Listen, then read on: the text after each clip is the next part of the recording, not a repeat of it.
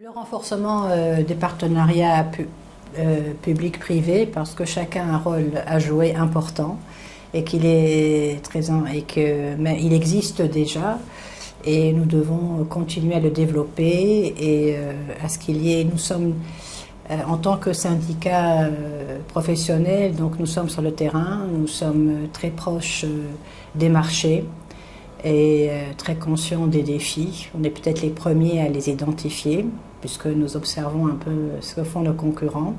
Donc c'est très important de renforcer cette relation avec l'administration pour établir ensemble les stratégies du futur. La valorisation aussi du patrimoine immatériel que nous avons. Bon, ça revient un peu aussi, c'est aussi un autre aspect du tourisme durable, je pense.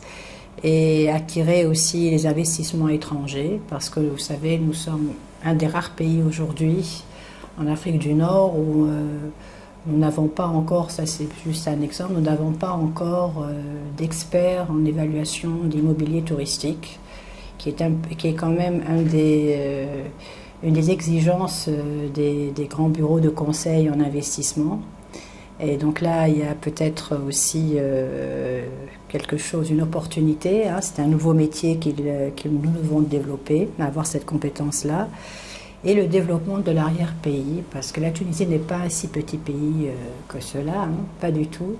Et nous avons une diversité, une concentration de paysages divers et très bien préservés, que nous ne connaissons même pas nous-mêmes parfois. Sans parler du tourisme saharien qui est quand même assez exclusif à notre région. Et je crois qu'on devrait encore plus développer ce type de tourisme d'aventure et d'immersion dans la nature.